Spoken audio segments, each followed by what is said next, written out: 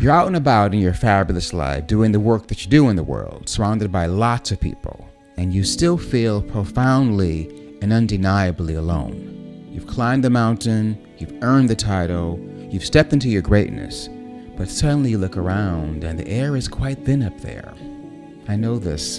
I've been there many times, and it's lonely at the top is not just a saying, it's based on truth. The higher you climb, the quieter it gets. When you're the one everyone looks to for the answers, you quickly discover the terrifying isolation of leadership. You start to feel like an outsider with your own peers. If you've ever been promoted and asked to lead your peers, that adds an additional layer of isolation. I've been there many times. It's not fun, but that's a different video.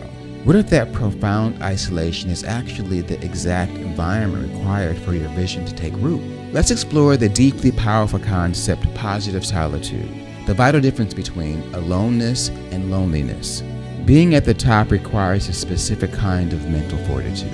If you're struggling with creative loneliness or the isolation of leadership and you feel like you are profoundly alone even when you're surrounded by people, this video is for you.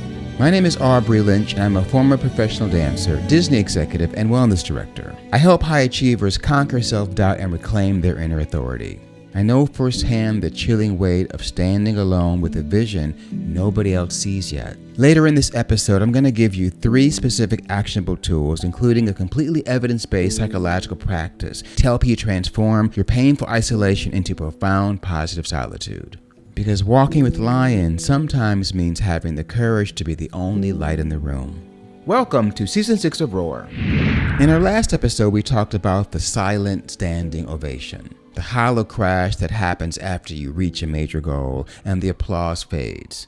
But what happens after the applause stops, the audience goes home, and the theater doors are locked and shut? The theater goes dark, but it's never pitch black. In the center of the stage, a single bare light bulb is left burning, usually on a metal stand. In the theater world, we call this the ghost light. Its practical purpose is safety, to keep anyone from walking onto the dark stage and falling into the orchestra pit. But spiritually, the ghost light is a beacon. It keeps the theater alive. It holds space. It stands alone in the vast, echoing emptiness, completely self-sufficient. It can be haunting, and it can be hauntingly beautiful. When you step into leadership, when you decide to pursue a path of high achievement or take on a radical creative vision, you become the ghost light. I've lived this transition many times. When I first joined the original Broadway cast of The Lion King, I was in the ensemble, part of the tribe. We sweat together, we complained together, we bled together. But when I was promoted to dance captain and eventually associate choreographer and associate producer, everything changed. I was suddenly supervising my peers, a whole cast of them. I remember the palpable shift in the room. I had to make difficult casting decisions that changed people's lives. I had to honor the artistic vision of Julie Taymor and Garth Fagan over my own personal friendships and my own artistic preferences and my own artistic vision. I've been promoted over my peers a couple times since then in other positions. Though I hadn't changed, the way people saw me shifted, and I was met with toxic silos and brazen resistance. It's pretty devastating. And many times in those positions, people didn't get my vision, couldn't grasp what I was trying to do. I was pouring my soul into the work, but my vision made me an outsider. I felt the agonizing sting of being misunderstood. And sometimes that misunderstanding was a choice. They chose not to understand me, not to respect me, because they didn't like the fact that I was in that position. Very tricky. People are very complicated. I tried not to take it personally. It was the hat I wore, but I have to say, it was very draining and very difficult every time that I had to go through that. And I would ask myself, why is it so lonely? Why do I feel like this? Why is this so hard? Who's the ghost light for me? This is where we must distinguish between loneliness and positive solitude. Psychologists Stephen Nagoyan and Etta Weinstein studied the profound benefits of choosing to be alone. Loneliness is a state of deficit. It's a painful feeling that you are disconnected, a passive suffering. But positive solitude is an active, chosen state of inner empowerment and autonomy.